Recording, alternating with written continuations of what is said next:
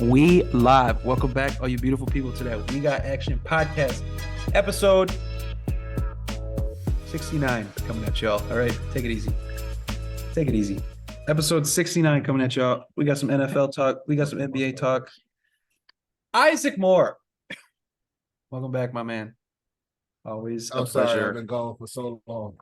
Always a pleasure when you're able to get on here, man. It's nothing better. Sorry, Danny, I love you, but that's the man right there. All right, so we're gonna jump straight into some NFL talk. Touch on the Eagles, touch on the Cowboys, touch on any other teams that we have that are kind of starting to fall off a bit as we get into the playoff push. Talk about Jalen Hurts a little bit. Dive deeper into some of the Eagles' problems. Obviously, they lost 3 off the rip. That Drew Lock dot to JSN to ice the game was. Hey, that was a hell of a pass. You won me so much. Honestly, it was a better catch. It was a better catch. Yeah. Because for him to bobble it and secure it right when that hip got down, that was it. That last drive won me so much money. I still probably would have preferred OSU boy. DK Metcalf to catch it. That would have won me money, yeah, but that's okay. I would have won me a fantasy matchup. And then, yeah, sometimes that feels better. We're gonna circle the wagon. The key is just to bet on your opponent's players. And then I would have done good. And then talk about the Chargers getting rid of Brandon Staley after their abysmal 63-21 loss. And then touch on some NBA topics. John Morant's back. Talk about the Clippers, which we are touching on 2 weeks after we were scared about them, and now they're on an absolute tear. Bradley Beal, Chet, Wemby, Kobe White. We'll get into it. But let's start teams that are falling off. So obviously we talked about the Eagles. They've lost 3 in a row. We talked about the Cowboys kind of, again, I don't want to say they're frauds, but it's tough when it's been the same shit 3 years in a row, 4 years in a row. They win and dominate people at home. Sure, I mean, they can't win games. You want to extrapolate that, you can go back to Tony Romo's years. A lot of the same. 100% pre-Dak era. But so we can talk about those teams, but who else are you guys kind of looking at that's you're a little suspect? You think is a little suspect? I got another team that I kind of say. I mean, if you're ready off the rip, you can go first. No, I don't want to go first. I don't like going first. I mean, I'll go first. I'll go first. I'll talk about. One of us has the mouse pad, or one of us has the actual mouse. Give me that. You're stealing it. I want to talk about this team right here, the Miami Dolphins. Now, again, this might surprise you guys. I know if Danny was here, he would be surprised because he stands by them. But I'm looking at the Dolphins, and I'm looking at what they've done to top teams. I'm looking at a loss to Buffalo. By 28. I'm looking at a loss to Philadelphia. By 14. I'm looking at a loss to Kansas City. It was only by 7, but they only put up 14. I'm looking at a loss to Tennessee at home. And then I'm looking at their wins. Yeah, they're averaging like 35 points maybe in their wins. But it's a win against the Chargers. We already see what they've become. It's a win against New England. And a tight win. It's a win against the Broncos before they got hot. They hadn't figured it out yet. It's a win against the Giants, the Panthers, the Pats again, the Raiders, the Command. You know what I'm saying? We're talking about trash-ass teams. Yeah, they've thrashed the Jets by aggregate 64-13. It's trash-ass teams, and they're losing to good teams. Oh, man. And the rest of their schedule, man. Dallas, who's coming off an embarrassment in Buffalo. Yeah. They don't want that to happen again. They got to face, in my opinion, the second best team in football, best team in the conference. They got to go to Baltimore and get a win. And then they got to face a red-hot Bills team. In a game that may be win or get in for the Bills. Correct. So that's either win the division or get in for the Bills. It looks like, because they are losing a lot of tiebreakers to some teams that are tied for them. So I'm concerned. I've seen the offense without Tyreek Hill. So if he can't be 100%, they're not as good. I mean, Jalen Waddle did have a great game, which was refreshing to see. Roll Tide. But I'm concerned about Miami. I need to see them. They need to get one of these 2 games, obviously, to try and have a chance to lock up a playoff spot. But I don't know if they can do it. I think Dallas is going to come out guns blazing. Yeah. And what I like Well, actually, I'm kind of scared about that. I was gonna say if that game was in Dallas, I'm taking Dallas by multiple. Well, the thing I scores. don't like is I feel like But- Buffalo just laid the blueprint out, so I feel like we're going to see heavy A-chain Raheem Mostert Yeah. run the ball down the throat, unless Dallas can get the ball and score early, forcing them to throw. Because Mhm. obviously that defense is much better in pass first situations, like having to defend the pass. That's what they're better at. They've got these big linebackers slash safety slash quick, ball Mhm. hawks on the edge. Like that's what they're more. Yeah. And they're a big play defense. They're not They one of can't those stop bend them. but They don't break have style. They don't have Jalen Carters and Yeah, they're not. You know But what they're I'm not saying? a Those bend big but don't dudes. break style, and which is Right. I think where their biggest detriment is on the defensive side of the ball is that like you look at a Baltimore, San Francisco, right? They make plays, sure, but they also are the team that like a team can get a drive going. And yet I still like every time Arizona was driving down the field this past weekend, that was like suspect, just saying. well, I mean, we're playing without our two starting DTs. They were just running it up the gut. It wasn't rocket science. There's always like that defense can give up the yardage and then make them have to kick a field goal I feel like or sack them out of field goal range. And I feel like the Cowboys, if they're not getting if they're not- turnovers, it's sometimes they're not exactly the most contained. because I mean, you defense. didn't really need Josh didn't throw any picks because he didn't have to throw. Yeah. And when you start off, you make a couple easy throws, and then obviously the whole let James cook, but he just ran it down their throats. It felt like 8-9 yards a carry, Mhm. and I just feel like that's a good recipe for maybe Miami to copy. But again, Ravens at home is tough, and then Red Hot Bills. So I'm worried about Miami personally, and then Tua's obviously had some turnover problems all year. Mhm. That's my team because I want the Bills to win the division, so I'm worried about Miami. Worried about not I worried. ain't been here. I'm still worried about Kansas City. Okay, that would have actually been my number 2. That So was you the can team go that I ahead was there. thinking about as Just well. because they still don't have no receivers. And Kadarius Toney is a huge problem for this team. He's gross, dude. Like, He's gross. I've never all seen a the player bigger- regress the big- that way. Because like he wasn't I've never- great. And then I but- have, and throughout this entire season, all the bigger moments of like the downfalls have involved him. We started the year off with a drop. Now you just offsides. Then you just had to drop into a pick for like Pat Mahomes, and you see his frustrations as like their leader starting to boil over these last 2 games. Like Yeah. Mhm. 100%. Darius Toney has to go. You need some receivers to go around. Isaiah Pacheco got to find a way to get healthy because Jared McKinnon and he's huge. Clyde Yeah, They're saying he's got a good chance to trying. play next week. Yeah, he's trying. They're trying, but they're not Pacheco for them. I just think right now they're struggling on the offensive end, and it's not going to help when you run into these red hot Bills. The red hot Bills coming in there. Yeah. And all these other teams in the AFC, you can't do anything with that. And a rugged Baltimore squad, I don't think Kansas City is able to even contend, let alone hold on to a 100%. playoff spot coming down the stretch. I'm scared. I was gonna say I'm not scared of them making the playoffs. I think they'll win the division. I think they'll make the playoffs. I don't know if they're This is a team where you're thinking Super Bowl or bust every year. right. And then Yeah. with question marks like this, because I mean they play the Raiders at home, they play the Bengals at home. Not too scared about those two teams. Chargers on the road, obviously question marks around them. So I feel like you could be looking at them winning out, but it's just the playoffs for me. It's when you have to face an actual playoff team week in, week out. Maybe they win the wild card.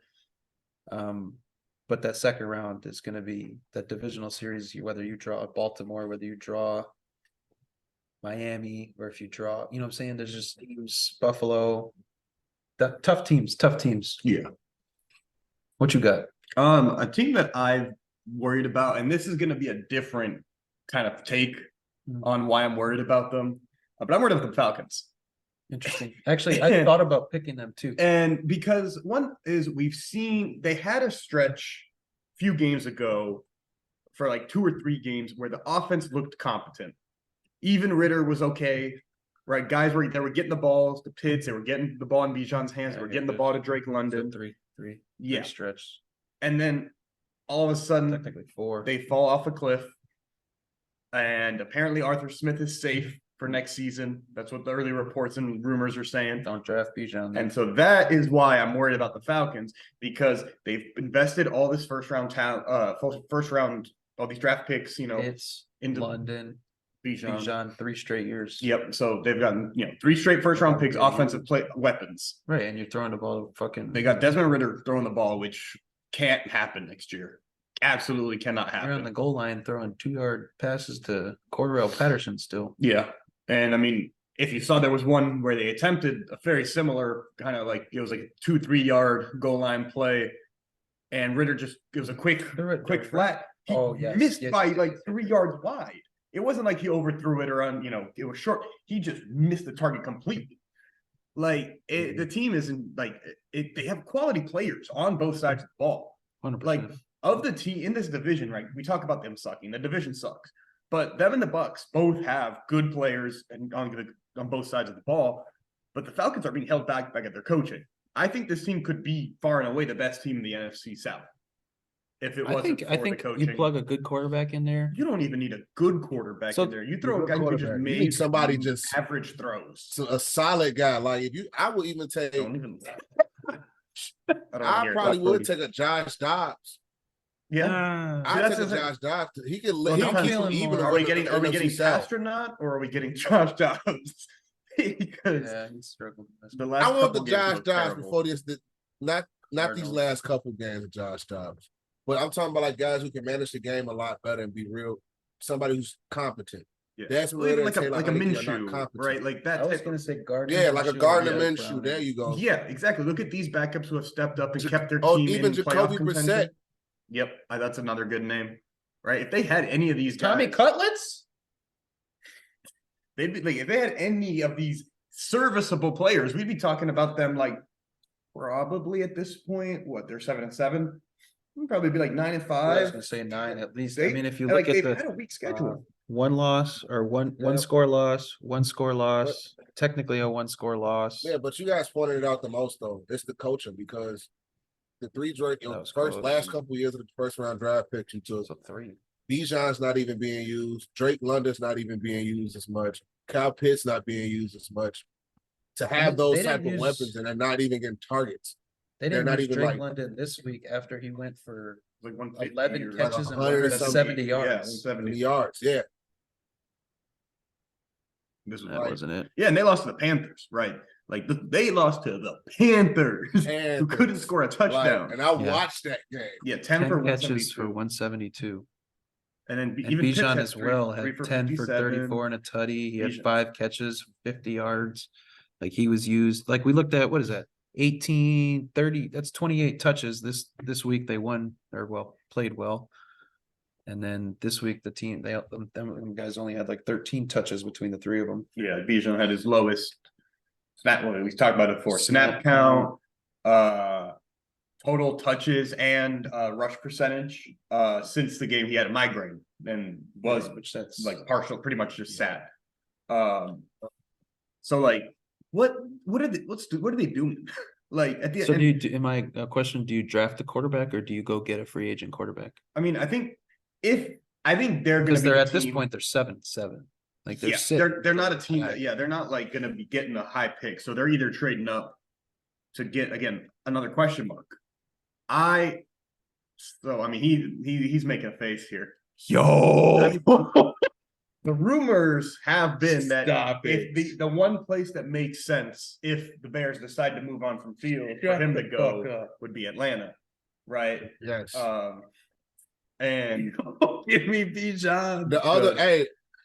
But ain't the other mill like that's crazy? Trying to make a run for Eric Bellamy too to be the head coach. Justin Fields being the quarterback. Yeah. Is that what the Bears are doing? Those weapons? That's why I'm seeing rumors. Yeah, like that'd be nice. Atlanta trying to get rid of Smith. Maybe if that's the case, they might say he's safe now. But they said if they move from here, they're gonna try to go after Bellamy. You get Bellamy, they're gonna try to trade for Justin Fields, and I was like, that's dangerous.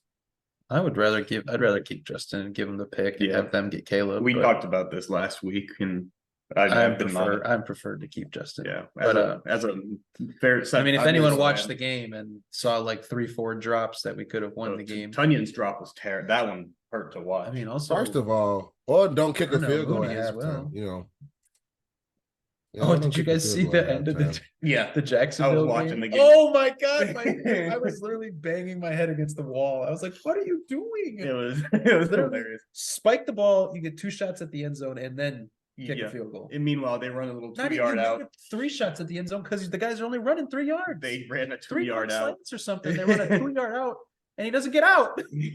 because they ran into the open side of the field. Bro, I was Ran Yep. into the I strong was side. literally I was so distraught watching that. Oh my god. Let's talk about the Cowboys then as in unison and what we kind of think.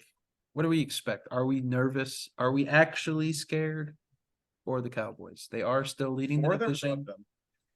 Yes. Uh, Well, I know you're not. You guys don't have any reason to be scared with Oh, anybody, yeah. but I mean, they're still a top team, right? And yeah, I'm more nervous about the Eagles. Yeah, I was gonna say that. I was gonna say that the We'll get into Cowboys, them. their flaws have been consistent throughout the season, Right. and we can see that right here.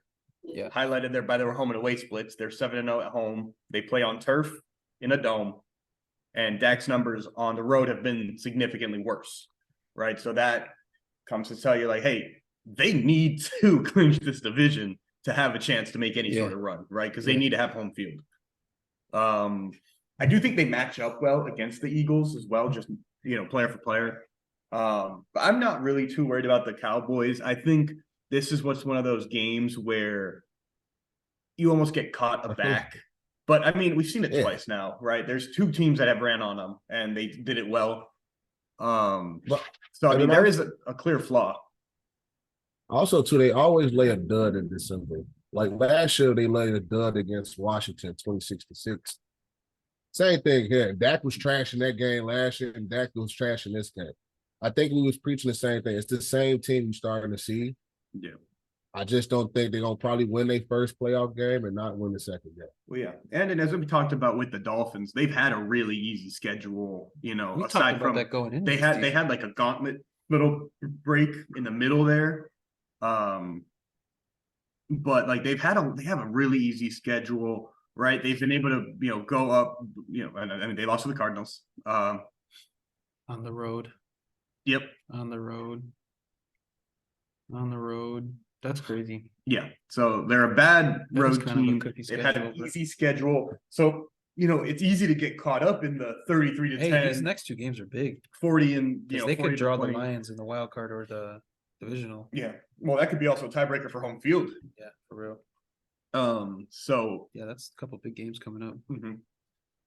So for me, it's kind of like they're similar to the Dolphins in the sense where I think we got a little bit too excited due to the fact that they were killing bad teams. Yeah, they're running Right. up the score on Yeah. trash ass teams. Yeah. And it's like most of the, if you look, Deron Bland's pick sixes, how many of them came as in the fourth quarter, like as like the last score of the game? Right. I think 2 or 3 of them, which out of 5 is crazy. Right. Right. So you're telling me when the team's already done, down by 20 something, 30, and then they're throwing desperately whatever they can to try to make something happen. That's when they're getting these big plays as well to even run up the score even further. Now there's, clearly, I think we're just seeing the same flaws that have been there. The Arizona highlighted their flaw for run defense early in the year. Yep. And then they've just benefited from having an easy schedule, as the NFC East always seems to do. Yeah. I mean, you get the Giants and the Commanders. Yeah, twice. 4 games. 4 games. You get to start. You basically start the year 4-0. That's great. Really good start. So yeah, I'm not really worried. I'm just kind of like more of the same. I agree with though. Yep. I'm a lot more worried about the Eagles. I would say just to finish the Cowboys, I was more nervous of I was okay with them getting slaughtered on defense. Like I was okay. Buffalo had the game plan. They knew the script. They knew if you could run and get, if you could score early and just run the ball, chew up clock, manage the game, you're going to have a chance to win. I was just concerned with Buffalo's defense has not been great. Like that's been the reason Buffalo's 8-6 this year is because Josh will score 35 for the team or 24, 25, you know what I'm saying? Yeah. And the defense just can't hold water when it matters. And they couldn't do that on a really subpar defense, at least this year. Injury depleted subpar defense. I mean, Micah Hyde didn't play that game either. Yeah. Obviously, they've been without 2 key guys out wide and Matt Milano in the middle. So that was the only concern I had there. But I agree, the Eagles are definitely more concerning after the another abysmal performance. Yeah, and I think both what I don't know if when 'Cause I don't Bosa think said Seattle's not that good. yeah, what Bosa said, right? Because the Eagles, and I don't know, the Eagles similar. I think to me, I don't know if I'm more concerned at the fact that their run defense looks terrible after being the best run defense in the league for more than half the season. Their pass defense was never great, but They were it also worked. missing Slay this week. Yeah, it worked Yeah. because they were able to absolutely stop the run and forcing teams to Right. pass. You You're can't gonna run be and able to force- force what you can do. mistakes. You're gonna be able to get your pass rush out there. Teams have been running all over them the last 3-4 weeks. Like I'm talking about, like Pacheco was I think ran for like 20 for 80 something or Pacheco something went like wild that. against them. This game too, Josh and Cook. Yeah, Josh and Cook were running. We were running all over them. Like TP. See, I'm more concerned about that. And the offense looks terrible Yeah, too. So that's why I'm more concerned that with was them. where I was going. Yeah, that's where I was going. Like you got Jalen Hurts saying like he don't feel like the team is committed enough to like winning and stuff, and that's already a question mark because it's like you already get complacent. You only made it to the Super Bowl. You didn't win it. Right. You only made it there. So if you ought to be this complacent coming down the stretch, it's a little weird to me. But also, what's also weird to me is that like I feel like these last couple of weeks since AJ Brown's dispute, don't know if it's beef or tension now, but I feel like they're trying to force feed AJ Brown the ball. Like we got like that dumbass throw yesterday to me. And you could have just tried to fight to get a field goal. He's 12 yards away, but we throw it up down the strip field. He's double covered. There's no reason for it. And it was a lot of throws like that I feel like that's attributed to Jalen Hurts' turnover rate. He's up by like 6 more turnovers this year. He had 12 interceptions already. Yeah, he's tied for the QB league rating. lead. His completion percentage and yards are almost on par for the same. But if you look at his QBR rating, it's all the way down. That's due to the interception, and I think he's trying to force feed. Is he not? You got the running power. You kind of expect it though. Is that not? I mean, I definitely, in my opinion, think. If you can't, and I love make Jalen Hurts, but I think he over exceeded last year, especially in the very passing early in his department. career. Yeah. This is more or less what I think I was expecting from. Well, and that also comes out with when teams see film from last year, right, and what they're preparing for. They were preparing for a run first quarterback who struggled to throw last year. Right. So when his throws were mostly on the money, and he had the weapon, right, brought in to create that what he needed, right, a big guy who can catch balls over the middle, go up, catch 50-50 balls. It changed the dynamic, and teams weren't prepared for it. Yeah. Now we're seeing, a whole year's gone. Everybody has seen them play multiple times, and and then I guess I think back to what Bosa said after the game, where he said, quote, we laid the blueprint, and he told out what their game plan was on how to stop Hurts, right? Ever since then, yesterday was the first game where he was actually running the ball like a decent amount, I felt like. And most of the teams have been the Niners and the Cowboys contained him very well on the run. But I think they've taken explosiveness out of the offense, which is an offense that was kind of dependent on it. A lot of big plays, chunk yards for AJ. And now that's what I'm. Yeah. Go ahead. That's my thing. But where's your adjustment for those types of guys? That's what I'm talking about. Like it can't be. Let me keep trying to get the chunk yardage when I probably can get AJ Brown and explode him up like underneath to get something big. Like which I is feel like interesting because that was his game. Like AJ Brown's his MO. That was his MO. Thing. Yeah. And like their better games right before this 3-game losing streak, it was legit when they were struggling. The intermediate game to Devontae Smith, going underneath to AJ Brown was helping them survive those games. But now when you in this stretch where it's like either he running in the backfield trying to make something happen for too long, and he's just chucking it like 30 yards down the field, it's not going to help them go down the stretch with your defense playing trash. Yeah. And they got to find a way to wake it up on that side. Yeah, that happened in the Niners game too. Like there were several sequences where he had, I'm talking 6, 7, 8 seconds to throw, and he just couldn't find anybody. But then there were no running lanes either, which we've seen it with mobile quarterbacks, right? It's go through your reads. Where's the lane? Right, that's another read. Is where's the lane? When there's no lane, now all of a sudden they have to freeze back up to something they're not used to, right? And we talked about it. Jalen's and AJ's kind of freestyle. Yes. Right, when Jalen rolls out and he has kind of the ability to point, kind of redirect him. That's where a lot of those chunk plays were coming. So now teams are containing him a little bit better, especially behind the line of scrimmage, not letting them get into these, extended passing ranges where the defense can't stay in their sets and they have to kind of follow back and forth.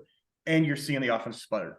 So, I mean, they have to adjust. They're going to have to move to something quicker. I was going to say, it feels more of a scheme thing. Yeah. Because obviously, teams are going to come in and try to double and body AJ, which should, in theory, leave Devontae Smith, who's a number one on half teams in the league. Yeah. Should be one-on-one with most guys. So he should be able to get more looks. Dallas Goedert came back yesterday. He's another guy I think they're gonna start to look towards a lot more. Yeah, and I mean maybe that there's definitely some correlation, right, with them not doing so. I mean, they looked terrible in the first half against the Bills. They were terrible aside from the first drive against us. Didn't look good against the Cowboys. Goddard came back, they looked better. So I'm wondering, does Goddard add that much to this team that we didn't realize beforehand? Right, because he missed 3-4 games. He missed 4. Yeah. So that would be the 4 games that we're talking about where they looked bad, right, in the first quarter. First half against the Eagles and the Bills. First half against the Chiefs and Bills. And then So I'm wondering, maybe Goddard is that important to this team, or they're just stubborn. I think right? They it's refuse to definitely adjustments. Yeah, they refuse to make these changes, right? And you have a guy, you talk about Devontae being a 1, even if you don't consider him a 1. You can't deny he's fast as shit. There's no way he can't be burning people one-on-one. Yeah, kill him. Use it, whether it's deep or underneath. Like we talk. When targeted. Look at what they do with Tyreek. That's the key. Yeah. When targeted, Devontae Smith is a dog. He gets his production there every time he starts to be targeted. It don't matter if all he needs is 5. Give him about 5+ targets, he'll get you. It's so interesting because you see guys like Joe Burrow who can feed 3-4 mouths every game when he's healthy. You see, well, that's not hard. You can hand it off. You can hand it off to 2 of them. But I'm just saying, when it comes to like receivers, Josh can feed multiple mouths. We've seen Pat do it the last 2 years with no receivers. We've seen Aaron Rodgers do it, although he also force fed a little bit. But I'm just saying, like. I feel like it's either Devontae has a big game or AJ has a big game. Like it's so tough. Yeah, both of them. It's very rare where it's like AJ have 7 catches for 94 yards and a touchdown. And then Devontae with Jalen 6 for doesn't 75. look for each of them. Yeah, they either eat one goes for 100 or the other goes for 100, or neither are successful. So I would agree. I'm actually concerned about both teams in the NFC East, but that's just my opinion. That's just because the team out in San Francisco exists as well. Let's talk about my Bills.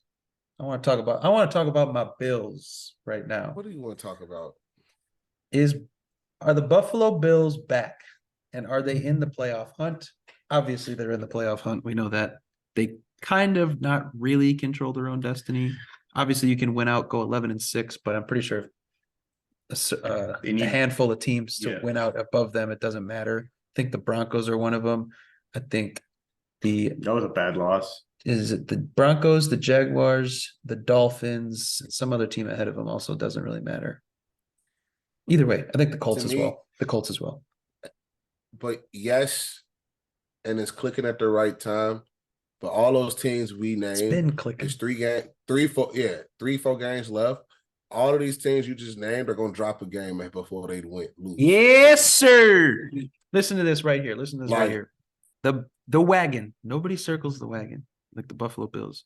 We got the abysmal Los Angeles Chargers. Doodle. We got the New England Patriots, who always play Buffalo hard. Yeah, but we're in Buffalo. Doodle. And they looked solid last week. We're in Buffalo. Yeah. Right, but the Pats was at home last week against the Chiefs. And then we got the all-deciding, probably AFC East on the line. We got to play the Dolphins, which we already shit on once. Obviously, it's in Miami, but I just think in a big game, you can't. It just feels like when you play a good team, the Bills are right there every time. When you play a shitty team, so maybe should be a little more concerned here, but I don't know. I think they're clicking. I feel like the fact that Josh didn't have to do jack shit and they won that game was just so refreshing. It was so refreshing. Because normally I'm used to watching him scramble around and throw some stupid pass that makes no sense. And somehow it lands on the money. And then the guy who catches it somehow fumbles it backwards, but it goes out of bounds. So they still control. I don't know. It's so. Yeah. Usually I end up texting in the group chat saying, is there anyone on the Bills that actually wants to win, not named Josh Allen? Yeah, but it seems like other guys are starting to contribute now. They got Dawson Knox back, so they can run more 2 tight end sets. Steph hasn't done shit the last 4 weeks, 5 weeks. Cost a lot of people some Gabe playoffs, Davis but- is either here or not. Dalton Kincaid's kind of been the more number one consistent guy. Yeah, but even then, now with Knox's return, I like what James Cook has been doing the last 3 weeks.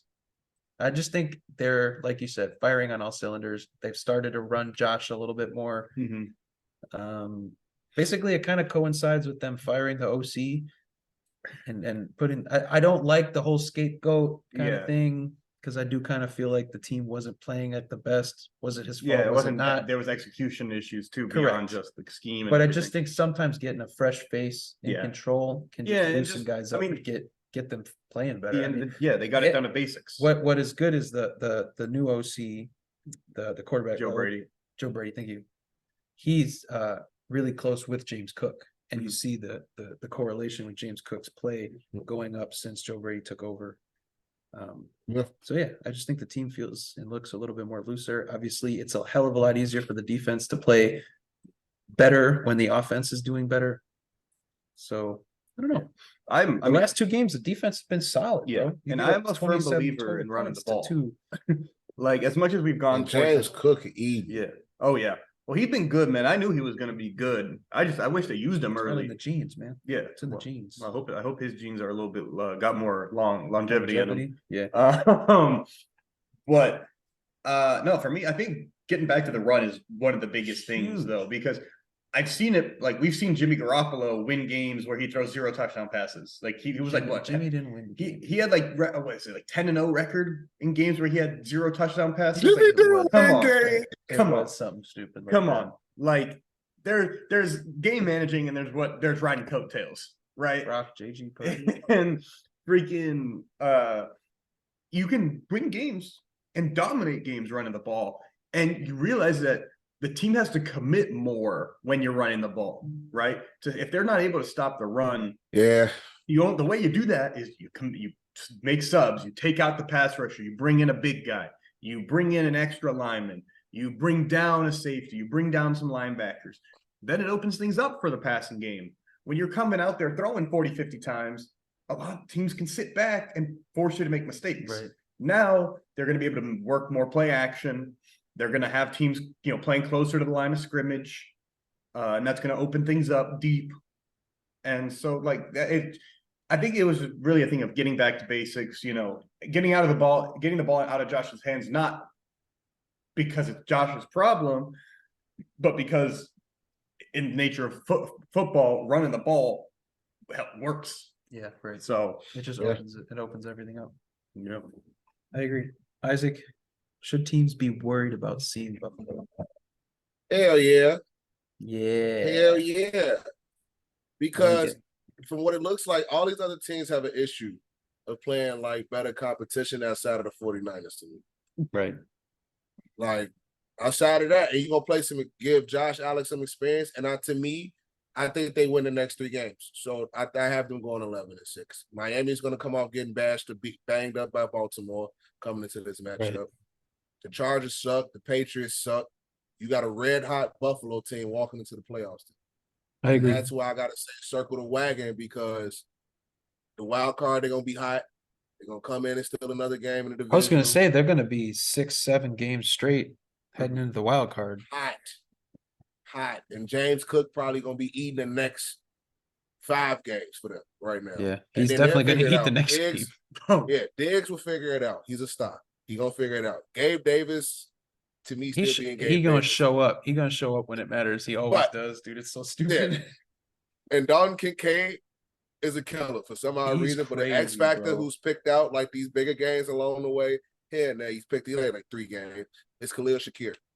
When everybody else is struggling in receiving core, Khalil Shakir stepped up. No, So I 100%. have- When Josh is scrambling around, I always feel like it ends up in Shakir's hands when Josh is like Yep. or like a third and like 9, 10, 11. Somehow it ends up in Shakir's hands. I don't know how. Fun fact: my sister, Yes. is friends with with his wife, Wife, there you go. and we grew up together. Went to like elementary, middle school, high school together. He's a killer too. He yeah. should get more touches. Yeah. Well, I had him for 25 one game, and he caught one pass for 24, and that blew the lay on its own. Well, exactly. He needs more touches. Yeah, I agree. Maybe I think we all are kind of on the same page. Buffalo's catching heat at the right time. The schedule is soft at the right time. Gets them right into the wild card. Hopefully, I don't know if any of their guys can come back. Like if anyone's due back anytime soon. I don't think so. Trey White's out for the season as usual. Achilles. Yeah, two of the last 3 seasons. Milano is a possibility. They said, but it's probably like one of those things where like divisional will be back.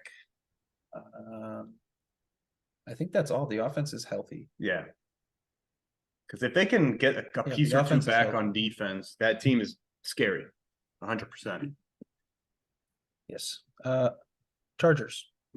Basically Brandon Staley, which we've been crying for a year now, was finally fired. Daniel is not here to talk about that, which I know he would love to talk about. But the Chargers of Los Angeles lost. Now keep in mind here, this is what made it. This is what kind of I was so this was football for you. So the Raiders went scoreless for 4 quarters in the previous week against Minnesota. Yeah, lost 3-0. Terrible. Minnesota's not a great team. No, their defense is a lot better than people give them credit for, but they're not a great team. They're not going to shut They're out not team. pitching shutouts. Yeah. And then they come and drop 63 on the Chargers. 63. Little bit of offense, little bit of defense. A lot of bit of defense, a lot of bit of offense, a lot of bit of 63, 49 to nothing at half. I've never seen a team look so lifeless. Like when that punt returner got tackled, bro. It was comical. It looked like he just didn't care. Like it looks like he literally handed them the ball and said, "Yeah, fuck." It was fucking comical watching that. I was like, "What am I seeing?" Like I didn't even know what I was watching. Dude, I thought it felt like a fever dream. It felt like Madden. It felt like a fever dream. I was like looking around at the ball and I was like, "Yo, who's got the controller for this?" I was like, "Who's playing? Who's shitting on dude's head right now?" It was terrible, man.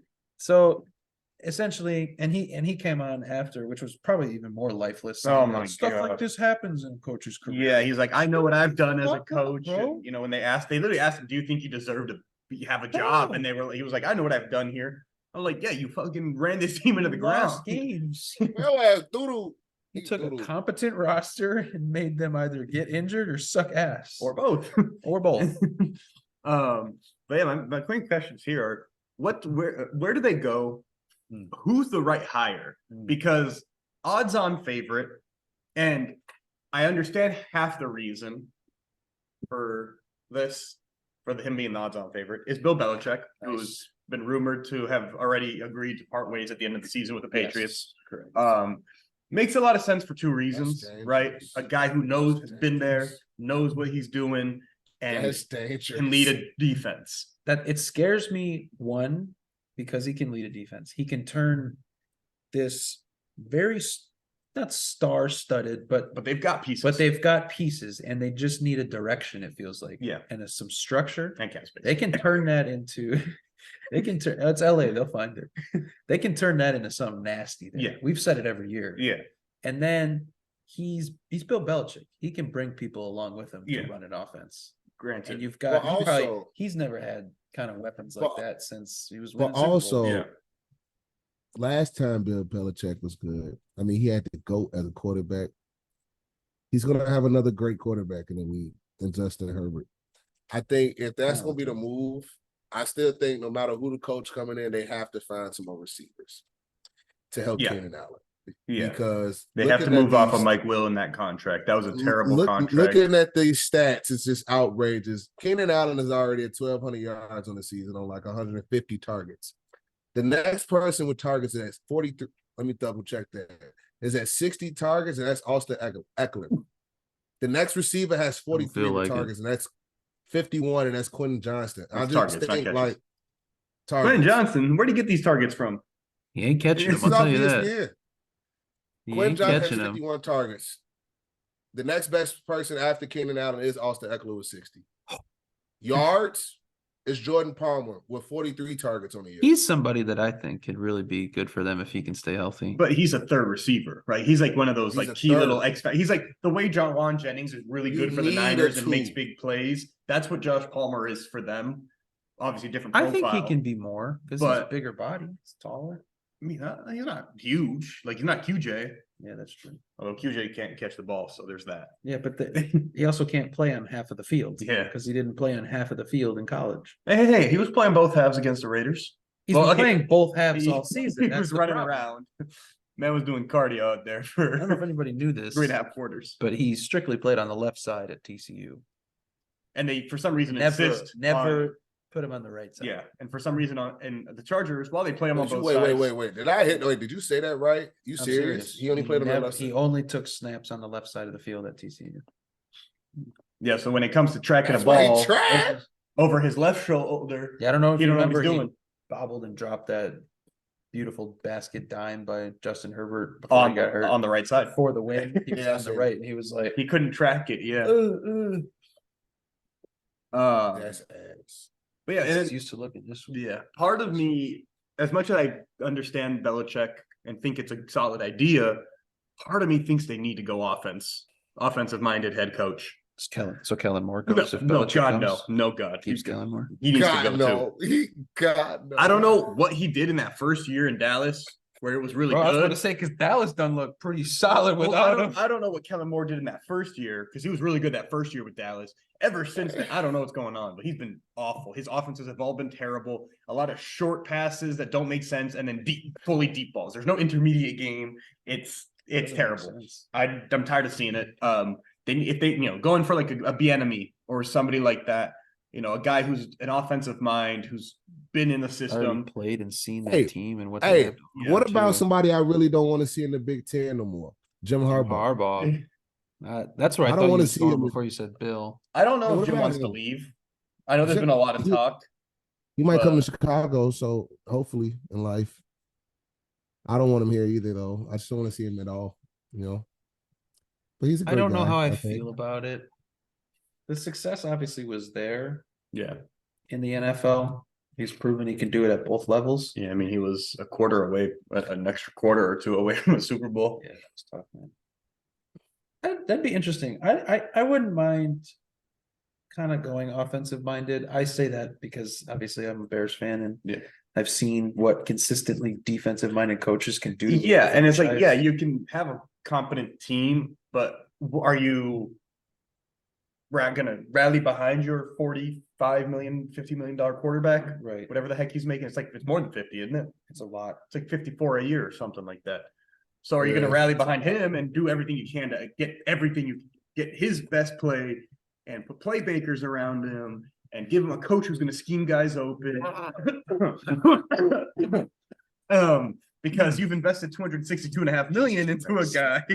And you need to- $262 million for 5 years into Justin Herbert. So you need to get it out of him, right? You need to get $262.5 million of production out of him. So do you make a run at Eric Bieniemy? I think you make a Or run. like Ben Johnson? Ben Johnson, I would love to see. But I think again, playmakers are also a big portion. I think if you're going for an offensive minded head coach, I think that's probably going to be a stipulation of said coaches. I need more than just Keenan Allen Right. and Quentin Johnson's right side. I would say it's Or kind of left tough side, though or because I whatever. feel like there hasn't been many, in my opinion, like explosive offenses this year outside of like Miami. Miami, Dallas at I'd say we home. are. You guys, Oh, we're are maybe. respect- I don't know if we're your head coach is explosive. offensive. You know what I'm saying? Yeah, and he Miami's calls head plays. coach is Yeah, offensive. and he calls plays. So You score points better than anybody. So That's why I think I'll it's take that. easier to Yeah. find defense. You know what I mean? Yeah, It's especially in easier the to find NFL. defense. It's safer. yeah, So they would have to go look maybe at the college level and take a chance, but you're in an LA market, you can't take a chance. on. yeah. No, I think they need to do I think Ben Johnson's probably going to be the number one coaching candidate we're going to be seeing talked about in general I was going to say across the amongst, board. But Bills are the betting favorite for the Chargers, and it makes a lot of sense, right? A team that thinks they're close. Just needs to tweak some things, right? And that's what Bill would bring. So, final question. How do we still feel about Justin Herbert? Yeah, and this is one I like because he's got probably the most, I think, wide range of opinions on him, right? We all see the talent. Some people stick with it. Some people, right? So I want to ask, obviously, he's gotten a lot of shit for being, 500 in his career, Exactly. for not going anywhere. But we saw what they did without him. We saw what they did without him. And they gave up 49 in the first half. Yeah, bro, he's 3 turnovers. Does that game at least, does that change the narrative at all? Or does it assist the narrative that it's not Justin Herbert, or, it's more of a coaching and system thing than it is a him thing? Or, do we still feel the same? It's that talented guy who can't put it together. I ain't gonna say it's not that talented guy that can't put it together. I honestly think it is coaching, and I still think it's the receiving core. I didn't like Mike Williams even when he was kind of producing. Still think he was cheeks. And then after that, Keenan Allen was always a dog for him. But you can't have one receiver in this NFL today and think it's gonna work. No matter if you got Austin Eckler, Christian McCaffrey in that backfield. If you only got one wide receiver, you just look like the Chicago Bears and DJ Moore. And you see how that works for the Bears every year. That's why they're 5-9. They suck. He needs weapons. I think you can judge him when he gets a great second, to me, a number 2 receiver. You can judge him better, but it's hard just because it's coaching and a lot of other things that factors into his play and to why he can't do what he needs to do. But you, I mean, because I feel like you've been the most vocal one here. What are we doing here? I mean, he's not, the talent's there. I feel like him and Trev are kind of in the same basket right now. Trev's fallen into like that Herbert basket for me. The talent's there. No, I don't think anyone's ever questioned the talent. I've never questioned the talent. It's just the production. And I guess, obviously, I've never been a fan of multiple OCs for the same guy. Obviously, injuries don't help. Shitty coaches don't help. But I also have seen quarterbacks kind of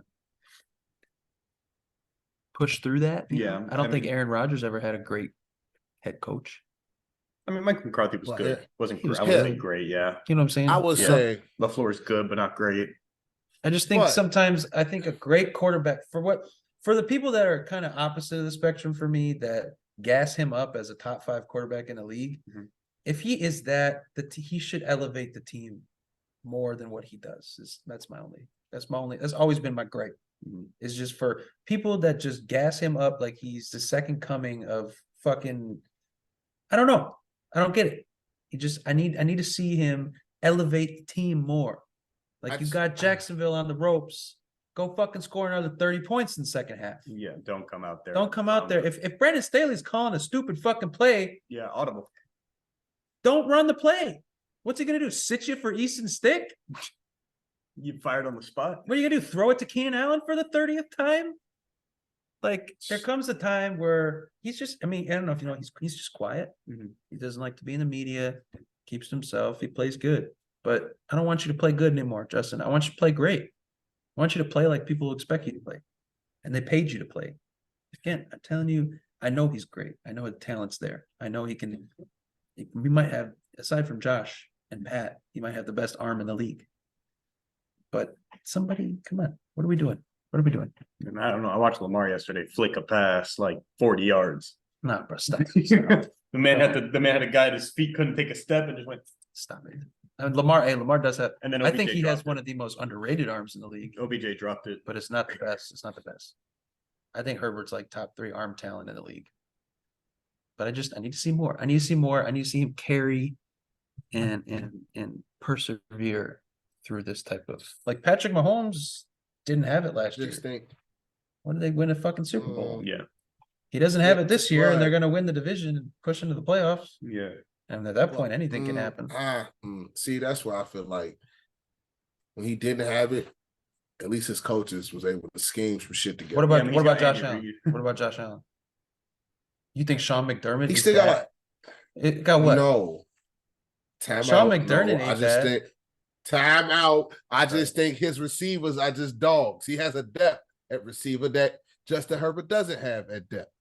They have Now a the true only 1 for backup is 1. that You think Gabe Davis? Gabe Davis All right. is not better than Mike Williams. Gabe Davis is better than Jordan Palmer and any other guy on that Right, roster. but Gabe Davis is the number 2. Josh about Allen makes Gabe Davis looks better than Mike Williams. Thank you. Because Justin Herbert can't. And Mike Williams is still ass.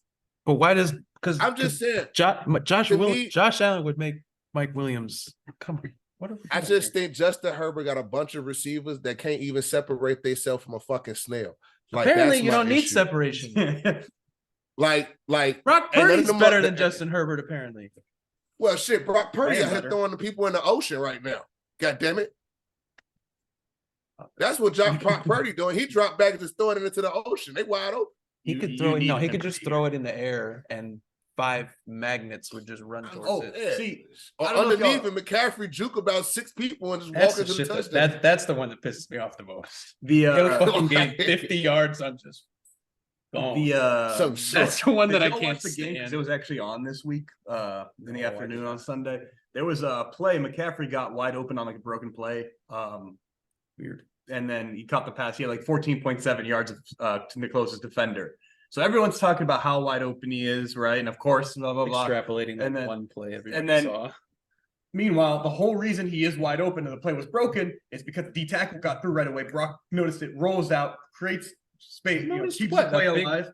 Dude in his face. Oh my God. Broke it instant. Noticed what? There was no Noticed 300 pounds running He at caught the snap. He had to go.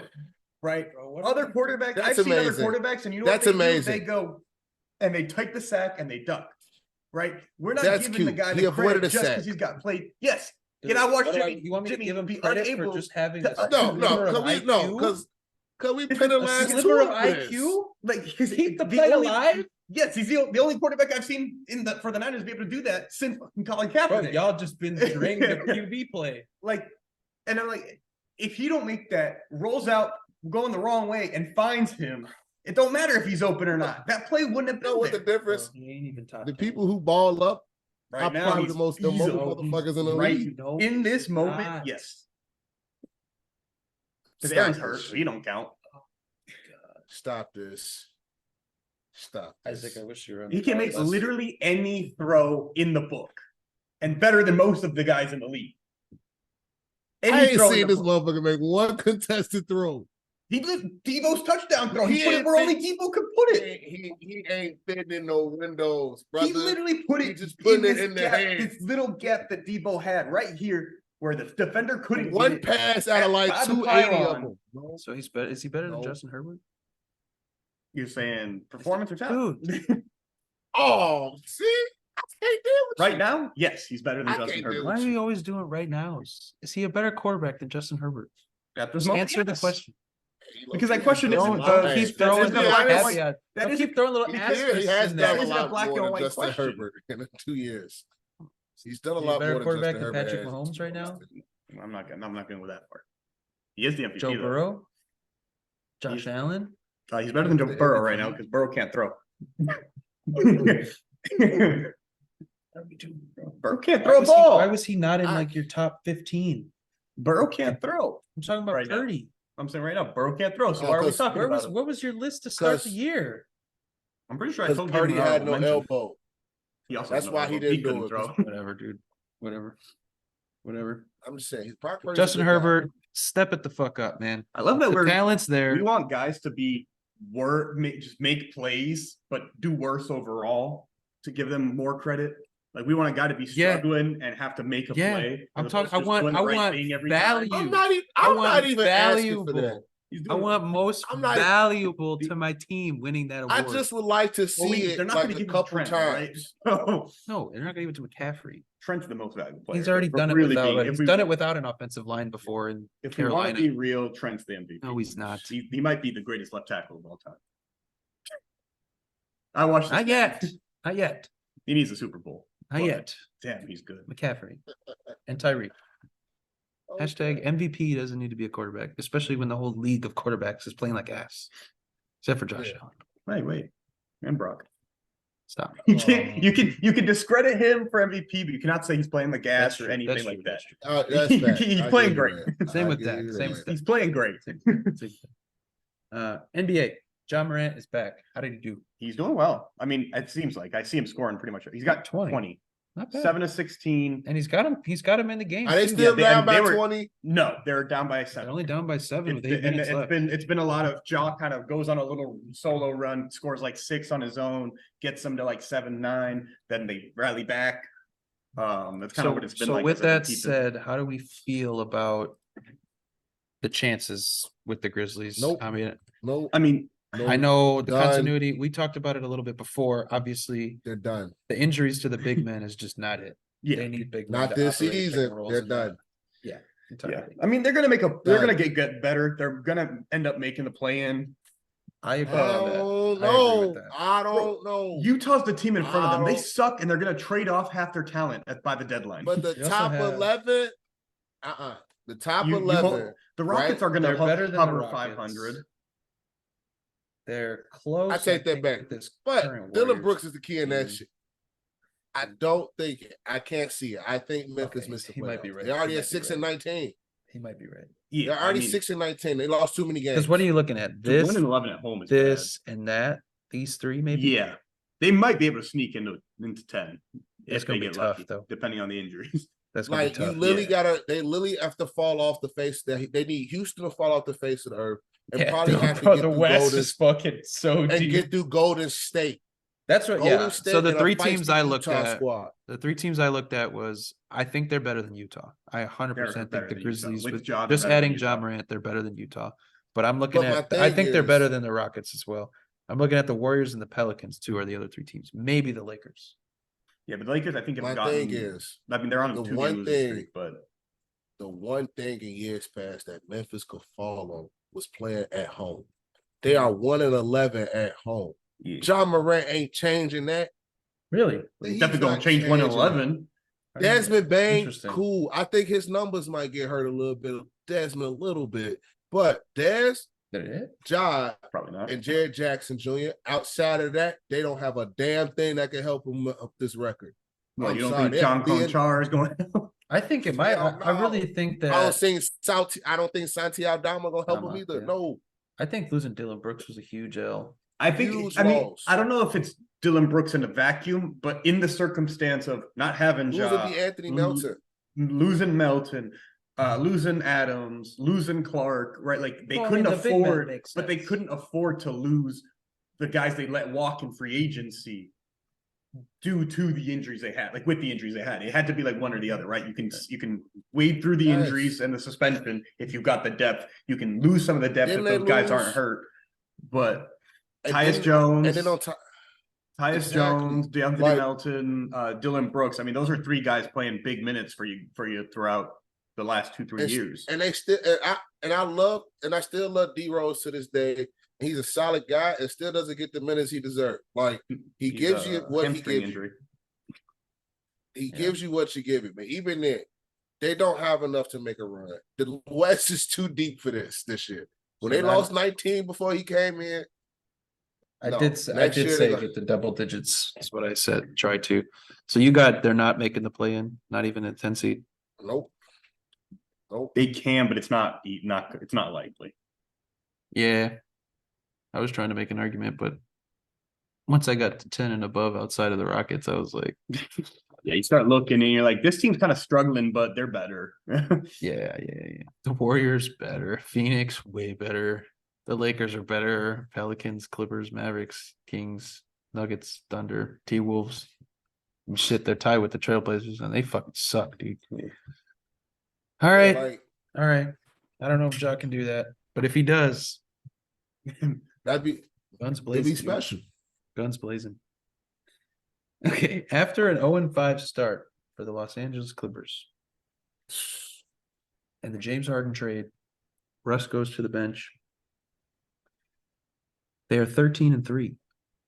And we kind of shat on him. We questioned them. I think it was 3 weeks actually. Danny where I was the did the and timeline. it's fortunate Danny's not here because I think he was one of the He main was the one that, culprits. yes, he was Talking about how it was a terrible trade. They got all the depth. They suck. They don't play defense. the defense. I definitely harped on the defense. Yeah, because it's tough when we saw it with Phoenix. which I mean, it's still. I mean, yesterday's game, they still gave up like 130. It's just that they scored like 150 something. So, but the clip 150, yeah, 151 or 158 or something. I think that 2 in their last 3 they scored 150 too. Isaac Moore, give me the lowdown. I ain't gonna lie, you need to be scared of the Clippers, man. Russ did the right thing going to the bench. When he did that, I told Vito we were together. I was like, bro, that's the scary. Floor and it built chemistry. But the one person I said that to you. Who I think is finding his true form, he was shooting 48 to like 45% these first 2 months of the season. Mm-hmm. Kawhi is shooting 60% and averaging 30 this month. Yeah, I don't even think he's been below 25 for the month. I was looking at true shooting numbers. Also played he's at like 72% on the season or something stupid. That for me is the biggest part for him is he's played every game. He's getting like 40 points on 70% shooting from the field.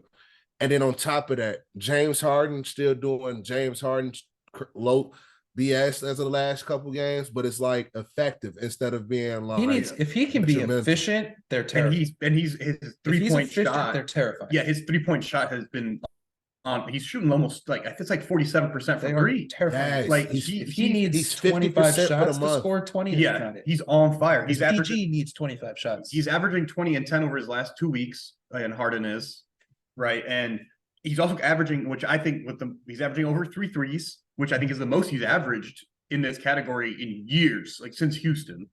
And the one that really caught my eye was over the last, I don't remember if it was 2 weeks or the month. He's averaging a combined 3 steals and blocks. Yeah. But it's like 1.3 steals, 1.6 blocks a game. He's always been a big guard. He's always been a guy who's been good at steals because he's good at playing passing lanes. Yeah. Now it looks like he's fully committed to playing defense right now. Yeah, and like the team overall still not great defensively because a bad defender committing to defense makes him an okay defender. But that's all you need from him when you've got Kawhi, Paul George, right? And then ideally sitting on the outside on the wings. Yeah.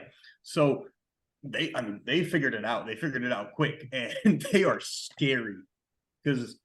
I mean, Harden yesterday had 35 on 75% shooting, and then Kawhi and Paul George Harden combined were very efficient. And Paul George was PG not was as efficient, but still, he got up like 25 shots and still scored 20 something. I think he finished with like 27. I think Kawhi had like 28, and Harden had like 35. And he did that on 16 shot attempts, 12 makes, 8 threes made. Yeah, like, did I get those numbers right? Damn, look at me go. You did. 21 shots, 9 for 21. Yeah, he's But that's what I'm saying. If the other if 2 of those 3 can be efficient, and then you let the other guy chuck to get points, that's where it gets. Yeah, and then all you need is one guy. So yesterday, Norm went for 19. Zubac went for 18. Zubac has been very, very good as of late. Russ had 10 for him. Yes. But Zubac, I think, has been huge. He's been playing out his ass, bro.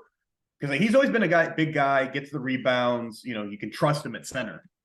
But they're also like it was always like he's their kind of guy that he's kind of there because he's just a good role player. He's stepping into being a true starting center. He's rebounding real well. I'm talking like he's getting 12, 13, 14 consistently. Points scoring up. Getting his points, right? And being in a presence inside to take attention away from these 3, top tier perimeter players.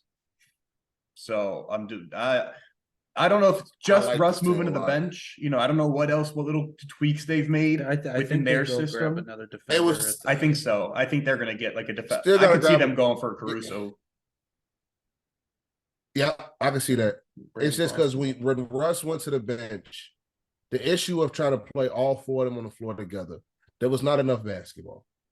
Let alone when James Harden trying to do what he normally does and Russ trying to do what he knows. That just doesn't work anymore in this world. Somebody had to go to the bench. Yeah, between those 2. And that's just so you can get that quick jolt off the bench. And you did to pick the right person. You let Russ go with that bench unit to go let Russ Right, be because you don't Russ. want to bring James Harden off the bench playing fucking dribble, Yeah. tween. And No, then you none want of those Russ to guys come. get involved. Yeah, Right. have Russ push the ball against all these bench guys. Right. Push the pace, even if he's inefficient, even if he's playing against not starters. He's getting guys involved. And they it's have good scorers. because you're taking out either Kawhi or Harden, who are two slower guys. So Russ on the court alone, or even with PG, Kawhi's kind of he can spot up shoot too a little bit. Yeah. And the way Harden's knocking down shots. But like if in you this just season, like a too. straight up flop Harden for Russ is so much better because Yeah. now Russ doesn't have to worry about sitting in a corner. He can be electric. Yeah, no, they've really figured it out. Like, and I mean, the results are showing it. They're already up to 6th seed in the West. I think last time we talked about them, they're hovering around where the mouse is right now. Yeah, sitting on the Suns at 10. That's the 11-10 seed right there. So, dude, I'm excited, man. They're a lot of fun. They're a lot, because they're scoring like Yeah, I'm crazy. just saying, I know you and us as a podcast, we've been saying this for the last 2 years now, or last year. We always get excited. Yeah. I'm going to temper expectations. They looked really good last year when both Paul George and Kawhi were healthy too. And then that's all I care They about. weren't If healthy they when it stay mattered. healthy, I stay excited. I wouldn't be If some surprised if the big-ass Clippers injury- gun for the first seed and then try to clinch like Yeah, 2 if weeks it's some- early and then sit them. See, and I don't Injury think they throughout do the that. season. No, they're not sitting them. Because like I started off saying, Kawhi's played every game. Yeah. And he looks like he's in rhythm again. Mhm. That's usually the problem is the last couple of years is he gets to the playoffs and he's cold because he hasn't played consistent minutes. So he's not in rhythm. Last year was every other game, no back-to-backs. The year before that, he was coming off the injury. So it's just, I feel like still if he missed can keep He missed playing, 2 chunks in the season yes, last year as well. if he can stay, I mean, but they're only giving him like around 30 minutes less, a little bit less, a little bit more. Yeah. Like, they're not throwing him almost 40 minutes a game. Yeah. Because they don't have to. Well, I mean, and they should try they could be doing the Embiid recipe, right? Yeah. Keep that rotation where you play the last 6 in the 4th, and if they don't need to play, hey, You don't play. playing 30 or less. I agree. They're scary, man. Isaac, Brad Beal, Phoenix Suns. The big three have only played 2 games together so far. How do you feel about this? Honestly, I think this is straight up bad luck. I mean, I would honestly play agree. 2 games together, or did they? It was they the played- second they game only they played were playing. Yeah, I think the second game they've been playing was the first game he got hurt. Beal got back. KD was out. Yes. So then that second game they all played, and then Beal got hurt in the first And quarter that's- of the and second that's the game. reason I'm saying it's bad luck. Yeah. Because either one of them come back, the other one goes out. Another one come back, another one goes out. They have not all sat and played true. Feels And like it's Brooklyn, also messing KD. up for, and it's really hard because when you look at like Book, different role than Bill. You look at KD, different role than Book and Bill. So when one of them missed, everybody roles on the team change. So like it's a constant change of roles where none of these guys are getting consistent enough to be like each night in, night out, I'm supposed to do X, Y, and Z, which is hard to do. I was say But KD's been as long as lot he's of trying to do that playmaking. too. So is Book's averaging like Book, that was, I well, he's think, playing Book's point role. guard. Yeah, That's he's been playing Book's point. role this year. But Yeah, KD with no Book or Beal has had to play make a lot. Yeah. Play make a lot, but even then, I don't think you have enough to just have KD out there for them to try to go win those types of games. And that's why even with this now, I think I preached on it when I was here last. It was just the amount of turnovers for this team, and it's all because they can't catch a rhythm together. They're sitting like 6th or 7th in the whole league in turnovers. And that's because they can't take care of the basketball. That's because the Wizards exist. Yeah, like, and not even the Wizards, not even in the top. The Wizards, the Wizards are below Phoenix in terms of take care of the ball. Utah leads the league in turnovers right now. Like Phoenix has to find a way to take care of the ball, but you got to find a way to get They don't all got 3 point guys. Warriors on got the to be floor. up there. Yeah, and even then, and when we talk about not having a point guard, somebody that has blossomed on this Phoenix roster is a Jordan Goodwin Oh, to me. I thought you were gonna go Grayson Hill. I thought we were going to talk about Aaron Gordon. No, Grayson, Well, Eric Gordon, those he's guys huge for them. to me, that's expected of those 2 guys when you sign so they're them. already more established. Okay. Like we talking about when you thinking about when you going into the season, you talking about they don't got a guard, they don't got this. Jordan Goodwin has stepped up to me. He's been solid. He's been Like, solid. Even down the stretch, I think it was that Lakers game or whatever game that was. He got a steal at the end and put you back into it. Just Book didn't catch the goddamn ball. Like it's little stuff like that. He needs more minutes. I still think you need a backup big because Yusuf Nurkic cannot. I don't think he's going to last playing this amount of minutes. Yeah, and you can't have Eubanks playing big minutes. Eubanks is not it. Damn sure not it. I'm sorry. Eubanks ain't banking it. He bankrupted me right now. He needs to go sit down. They need another big. I can see them trading for like a Drummond, getting like a backup big and get a backup big. That's what they need, like a Drummond. Yeah. No, you're not getting Jordan. He said, "Yeah." Wait, I actually heard it. No. Who's on? What vet minimums have they got? Give us a vet min and a pick. I'll take your pick. Like they're gonna need that, but they have to find a way to get healthy. And Brad Beal has to get healthy because he's never gonna catch a rhythm. I mean, that type of ankle sprain's got to be like 8 weeks. They said a minimum of 3. Is that 3 weeks? Yeah. Let's see here. High ankle sprains usually what, 5 to 8? 2 weeks, 6 to 8. It depends on. So it probably wasn't a high ankle. Miss next 2 weeks and be reevaluated. The initial, they called it a few initially. Okay, it's per sport. In football, a high ankle will take you more like 5. That's true. I don't know, bro. You be doing some nasty cuts. I feel like he can come back and just kind of be eased into some decent minutes. Yeah, at least with hard. It's hard because he's part of that scoring punch, and you want that punch of scoring, and it's not going to come until he's able to play a consistent amount of games. Well, yeah, and I was going to say right now. I was going to say it. I don't know if you. I mean, you probably catch more games than I do. I would assume, but I know you're busy as well. So, the Suns, does it not make sense to bring him off the bench when he's coming back? Not obviously once he's fresh, but like once he's first coming back off that injury, get him on the floor when it's not Book and KD, right? He's playing with one of them or none of them. Yes. And he's given that kind of reign to get his shots up and rushing the rhythm in a way, if that makes sense, because that's going to help him. And to me, get shots up in less time, and that's why I was thinking too, just because it's too many rotations where either he sits out off the bench guys, he's not in with those guys, and it's Book and KD in with them. Mm-hmm. I'd rather if KD out there, cool, you can take him off the floor. But if Book out there, because even KD's making great play, he's playmaking now. You could put him on the floor with either one of them, but you can let him run with like a Jordan Goodwin, a Yuri Watanabe, like just so he can go get the shots he needs and start building that rhythm and getting to his spots again. Because that's what the issue was before he left. When he was getting to his spots, just since he hasn't played, the rhythm not there. So it's like the shot 14, was off 16. So like he has to be able to build rhythm. That's why, like I was saying, Kawhi's eating because Kawhi ain't missed a game. Kawhi been playing in and day out, and now he's hit a rhythm and it's scary. Like killer, LeBron man. Ain't missed it. When the last time we seen LeBron miss a game? He's missed 2 this season. Every time he's just that's cool, but I think one was rest though. Outside of that too. They both might have been rest. Well, they've had him questionable with that calf injury since he got hit in the calf that game. They've literally had him questionable every single game since then. And it was he missed the game AD went for 37. It was the game LeBron missed. That was a Spurs game. Yeah, the first Spurs game he missed. Yes. And then he missed one earlier in the year as well. But yeah, you're not talking about a guy, he was 38, whatever, 39. And I know Kyrie. I know Brad. I'll take it, man. Luka's averaging like 40, 11, and 9 since Kyrie went out. Yeah. All right, boys. Rookie of the year. I mean, I remember the last time we talked about it a couple weeks in, we had Alger Thompson in there. He's obviously cooled off and been what we expected. Falling off the cliff. He's been what we expected. We're talking about Chet Holmgren, Victor Wembanyama. Yeah, it's going to be them too. As we've now gotten 20-plus games into the season, how are we feeling?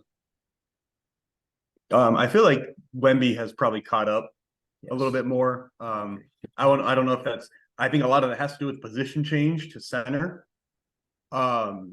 Because literally the game they switched him to center. What was he playing for? Power forward. They were starting Zach Collins at the 5. Yeah. So he was playing the 4, averaging about, I think it was like 6.8, 7 point some rebounds. The rebound number's going crazy. He literally pretty much doubled it. He's going for like 12, 13, 14 every game. He's getting a lot more involved. I thought we were in positionless NBA. Yeah. So my pop got to be so old school.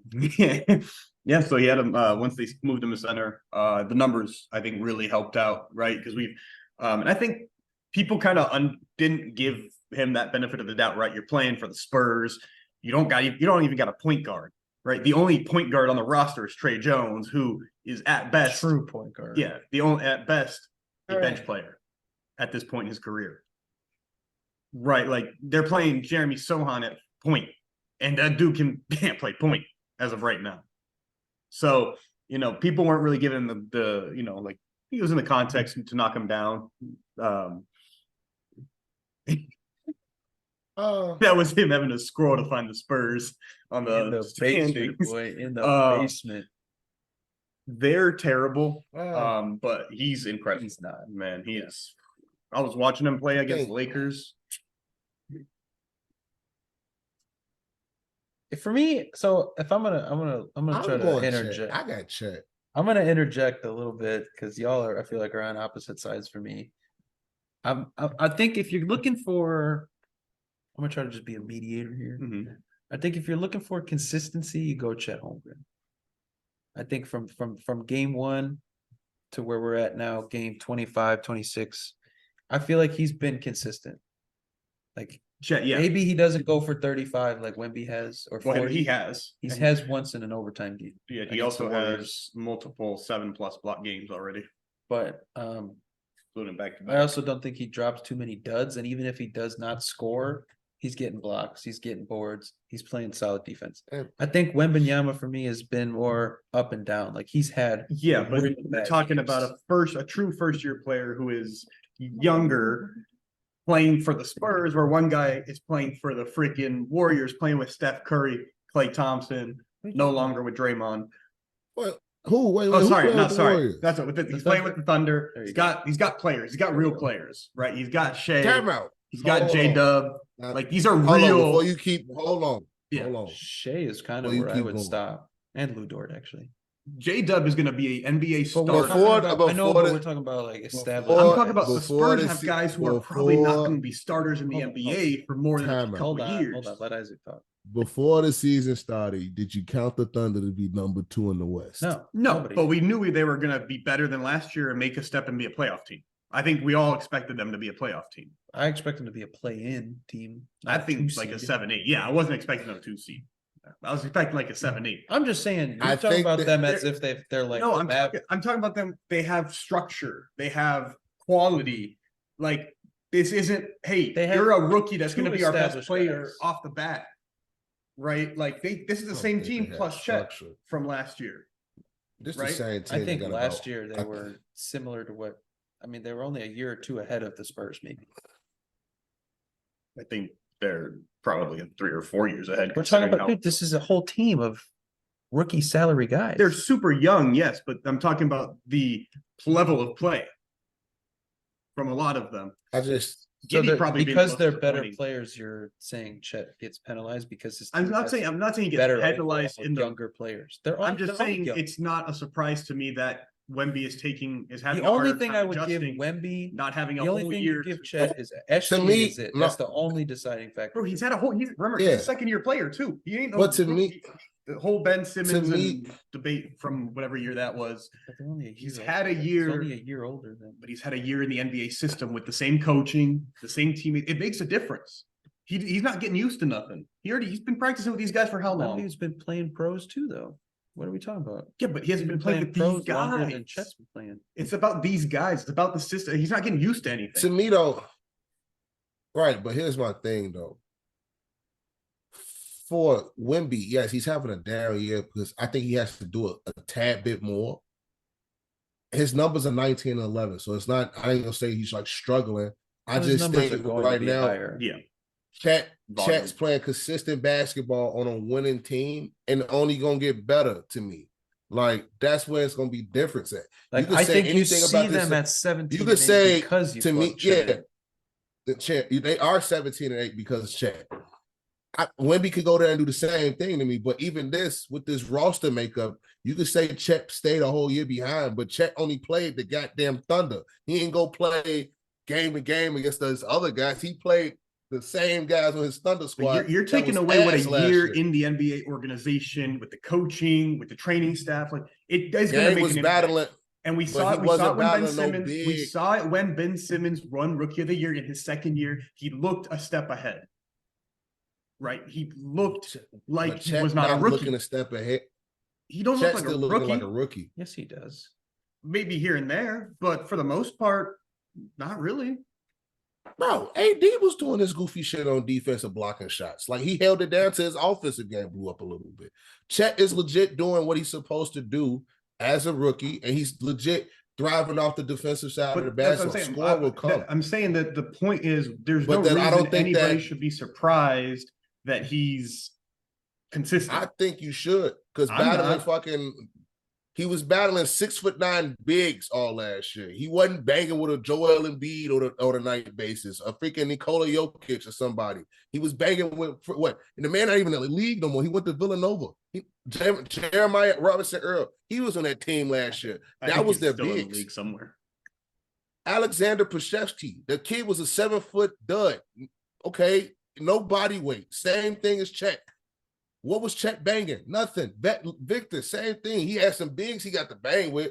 There's no, you should, no. I think you're, first of all, you're right. There's like 4 bigs in the league that bang, man. Like, come on, let's cut that one. There's no other bigs that's going to challenge him like that, though. What I'm saying is the same thing. There's, my argument didn't help him. My argument is, it's a close race. I think Chet is ahead. I think Wemby is going to finish ahead, because we've already seen more growth. Wemby's going to win throughout. I think Wemby might win just because his numbers. Yeah, off the hype. But I mean, we've already seen him kind of take steps and do things better than he did in the first month, right? Chet is going to have less touches, right, due to his role, but he's also going to be more consistent due to his role and his team, right? Those are both just natural facts. That's what I'm saying here. I'm like, I am not surprised at all that he is the more consistent player out of him and Wemby. Because Wemby is I'm scared in a Chet franchise that you say what? I think Chet can hit another groove. Like, 100%. That's the end of seeing 35 pointers. Oh, like, no I chance. think he's the key to making them. I think next season he's gonna. I think next season him and Shea might combine for like him standing in his little role he has. Like they have the this potential little role to do so. He got. He's gonna blossom. So right now, I think Wemby's gonna struggle for a bit. 100%. You nigga.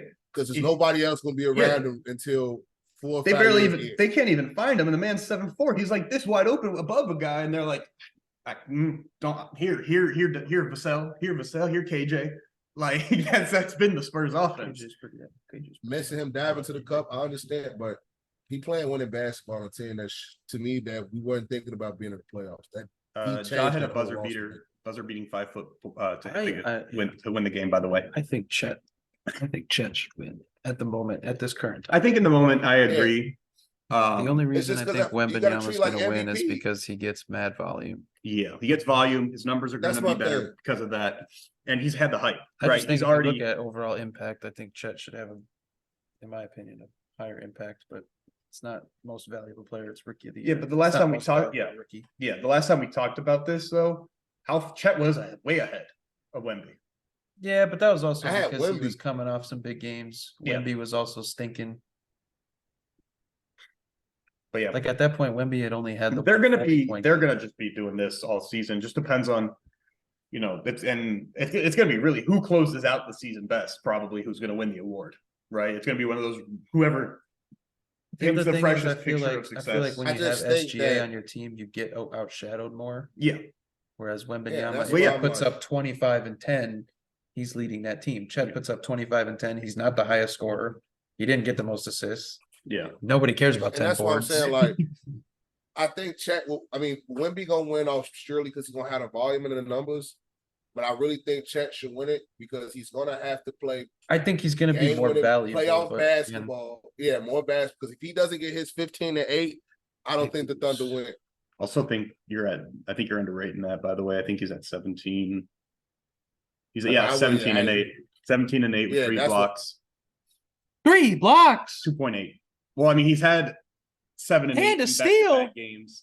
He's at 0.8 steals, 1.5 Jesus Christ. Now, me and my friend were talking about them. The steal is wild. We were talking about them here because both of us historically don't draft rookies in fantasy basketball because it's not like it's not like football where you can hold the bench spot. You have to you play everyone you have in basketball. So you don't have the luxury of Them holding. two made sense though. Yeah. But with he drafted Wemby. That's the whole thing is he drafted Wemby like fourth round, fifth round. I don't know where I'm playing against Chet this week. I really want to trade for him, but I don't have the facilities. But like these guys are doing stuff that these two guys are doing some things like we haven't seen. We're talking, but the expectations were there. Yeah, but I'm like, you're talking, guys averaging close to 20 points and 10 rebounds, 3 blocks, two threes, a steal. Like they're doing everything, and they're in their first, second. That's terrible. They're not your traditional bigs. Not at this level, this early. Come on, they're not your traditional big right now that have done that. Not in this. Not your traditional 7-4. Yeah, not in their. Not at in that this size. That's what I'm talking about. In these, in the blocks, size. like so, what they're able to do at the position. We've seen guys like Luka, right, Jokic, but what they're doing, we haven't seen before, and their impact on games is incredible. Especially at the position that seemed to be fading away. Yeah, and now has got 2 more bigs added to the list. Which the 2 top players in the league are actually they move like Jokic's probably 3 or 4 this right now based on they both move like guards though, and that's why I feel like they move smoother than some of the guards. That's what I'm saying. Like the way they cover ground left to right is outrageous. Like. And Chet's timing is unreal to be that young. Wemby gonna be waiting a minute though to get a running mate, in my opinion. Oh, you saying like a chip playoff run and a running mate? Yeah, because this draft is ass. Yeah, tank for Cooper Flag. Yeah, I ain't gonna lie, I ain't seen no stuff. Hell no, that's the Bulls' job. Leave us alone. But we don't tank. We don't tank. Well, we're inadvertently. I need that. No, we're winning. We're winning now. Yeah, that's true. We're 6 We were just that far behind, huh? Yeah, we were that bad. We did have like 4 wins for a while. Yeah, we're 6-3 since Zach. All right. Speaking of great inadvertent segue, Kobe White. We don't tank, baby. Killer. Kobe White. So Isaac, we talked about it a little bit. We all kind of shit talked him. I know Danny was the front runner of that as well. I did not. You were very keen on keeping him. Yeah. I was in between. I said it. I was in between the whole just if you're not going to give him the looks, why keep him? I'm sorry. The numbers just didn't prove it. Okay, at first. But he shut me the hell up this year. I let you talk your man. Just don't force him to be a point guard, right? He's a combo guard. He's a score first guy. He's going to be able to play make off of that, right? But when you make him the primary ball handler and he has to run every set, right, initiate plays, that's not who he is. So now they're letting him get the burn that he's supposed to get. Well, the problem was that's what he did in college, and then you just instantly think that that's what he is. Well, and I mean, he did the best player on a team. He had that. Yeah, he had a stretch in his rookie season as well where it was like I think it was like 7-8 games where he did something not to this level, obviously. But it was, 20, 22, 23. Oh, I'm talking about playmaking, though. Yeah. Like in college, he ran the entire offense for North Carolina. Yeah, but when you're the best player, you're going to do that. And a college offense versus an NBA offense are completely different things. Especially the defense on the other side of that. Yeah. So now that he's actually just being able to play this scoring guard role and being the secondary kind of ball handler playmaker for the team, he's blossoming, right? And all he needed was a little bit of burn, a little bit of extra volume to get it under. Also, the undervalued contract now. Also, for 33, we should have locked him up at 5 for 55. Also, it's another player who finally woke the fuck up for me, and I apologize to you too. He's starting to score a little bit. Patrick Williams, I give it to him. You guys doing decent. Look, to be honest, no, you got to think about it. Since Zach LaVine been out, he's averaging 13.3, better than anything else. He still has DeMar taking too many shots a game. Oh, 13. Why are we happy about 13 points though? It's better than 6. Okay. He's still like better 21, 22. It's better than 6, but bro, where are we at? But he actually looks aggressive. Yeah. He looks aggressive. No, he looks so much more confident and comfortable these last 2 games. That's such a game changer to me compared to what I was seeing prior. Yeah. He also is the Bulls. Where's my 20? He has the highest on-off rating on the Bulls with almost 200 less minutes than Kobe played. Where's his 20? You said where's his 20? in Kobe's right arm when he shoots a In three. That's what his 20 is. Kobe and DeMar's hands. Once we move up DeMar next year, please don't extend him, please. Pat's gonna have that like step. I think he's not gonna. I don't think he's gonna be a 20+ yet guy. I see him being. I think he's gonna be in that kind of like 17 to 19 range. I'm hoping that's where I want him to be at next year. Is to finish that season in like 17, 19. Got him up there. Hey, he can't control where he was picked. All right. He was always gonna be a project player. They reached on him because they liked his tools and they knew what he could be. We just gotta be patient. We weren't patient in the past. We got burned. We weren't patient in the past with Lowry. I don't fuck Wendell. He's not that good. I don't know why people still talk about him. He was solid. He's never gonna be like a regret. Yeah. Well, he hasn't played this year. He's been hurt. He's been broken. I think man, we'll get friends, bro. Yeah, that. Yeah. So yeah, man, Kobe that dog. 100%. 100%. He gonna get paid on that next contract if he keeps this up. Yeah, I ain't gonna lie. 2 3/4 of the season left. Oh, the extension. Just He's playing extension dog. eligible after next. All right, boys. What else do you guys have? Anything? How's the fantasy season rolling? You in playoffs or what? In 2 leagues, I made it out the first round, and then I lost the heartbreaker in our first round. Oh, I the traded DK one, Jettas right? Yeah, so I traded Jettas for Mike Evans and Adam Thielen. Oh, Yeah. no. Hold on. Wait a minute. But since the trade, I'm 5-0. And I was headed to the playoffs. But DK shit the bed into the 4th quarter last night. And that was actually pretty fun to see because I was down 8 and I lost by 1 because of DK.